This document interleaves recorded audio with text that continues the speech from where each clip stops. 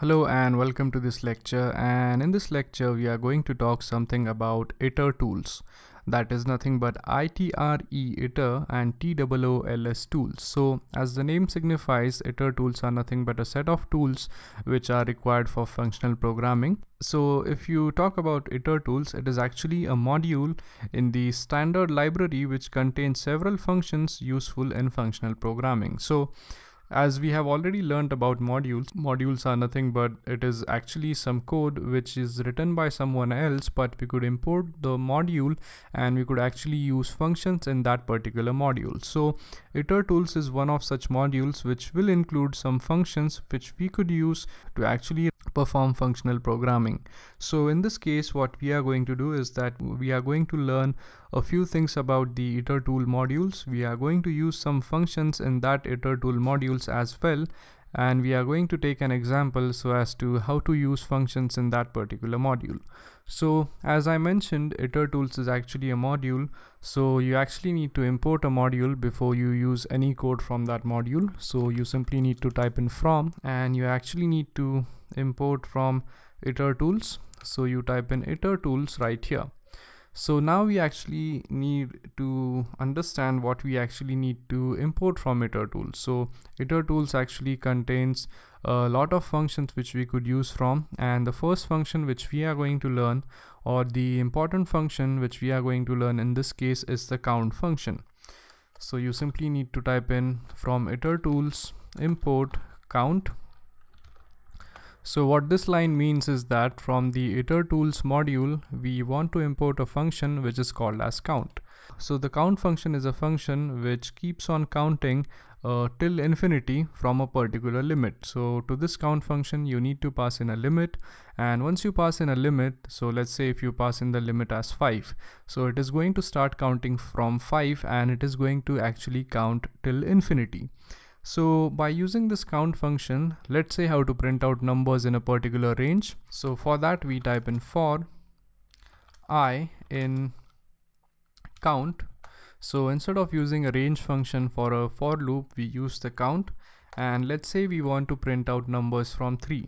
So we specify 3 here, and here you actually need to print out I, because I is going to be the variable which is going to hold the value. So what this is going to do is that it is actually going to keep on counting and it is going to go till infinity. So if you run this code, the program is never going to stop, because this is going to keep on printing out numbers till infinity. So we actually need some breaking point over here. So let's define the breaking point to be equal to, let's say, 20. So you could simply type in if I is greater than or equal to 20, that means we need to stop. So in order to terminate the program right there, we use a break statement, and actually this should be I here, not X, because we have used I. So if we had X here and X here, we could have also used X right over here. So what this break statement is going to do is that as soon as it finds out that we have reached the limit of 20, that means we are going to terminate the code, and henceforth this is not going to stuck in infinity and it is not going to go till infinity. So once you have this code, let's go ahead and try to run this and see how it works. So as you could see, when we run the code, we get numbers from 3 to 20.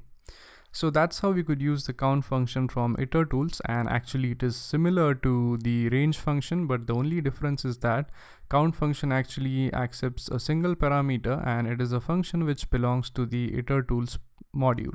So the next two important functions which we are going to learn from the Itertool modules are the accumulate function and the take while function. So let me just delete this code right here because we don't need this. And now let's talk something about the accumulate function.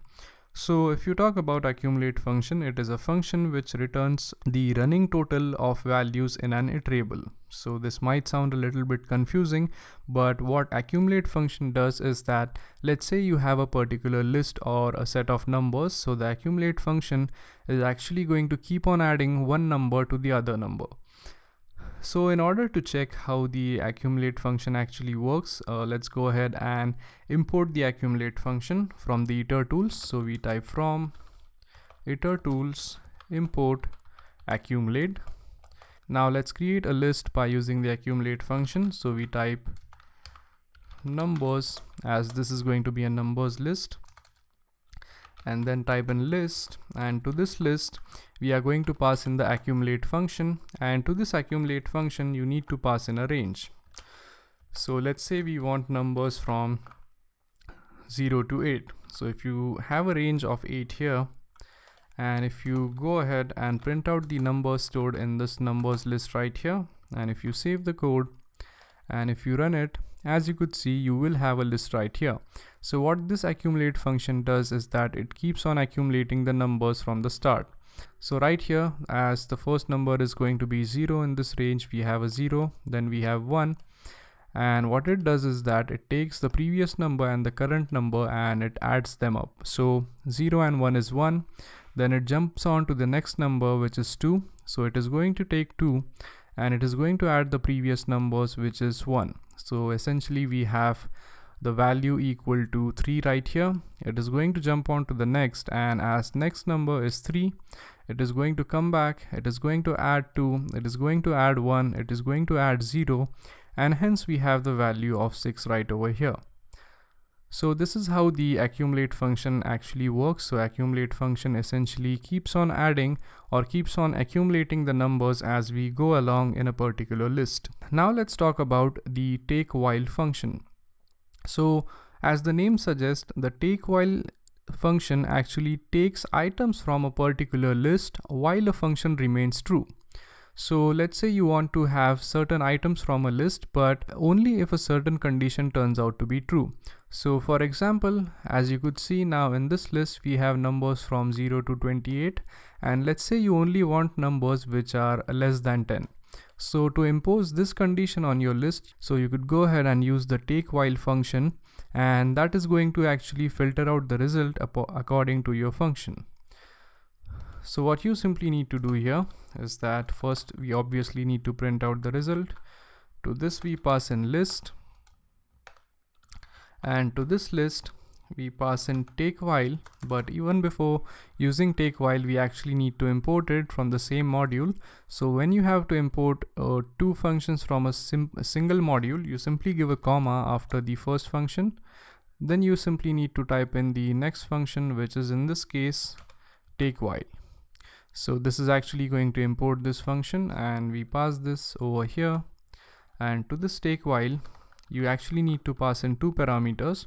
The first parameter is going to be the function, which must be true. So as we want a function which checks if the value of any number is less than 10, so we are going to use a lambda here. So we type lambda x, where x is less than or equal to 6. And the next parameter which this thing accepts is nothing but the list. So we have the numbers list right here. So we simply need to pass in the numbers list over here, and it is actually going to take this list and it is going to check if this condition is satisfied, that if the numbers are less than 6, and only that list is going to be printed right over here. So if you save the code and if you run it, as you could see, in the second list you only have elements which are less than 6, and actually we wanted numbers which are less than 10. So you could simply make the change over here, save the code, and when you run this code, as you could see, you now have only the numbers which are less than the value 10.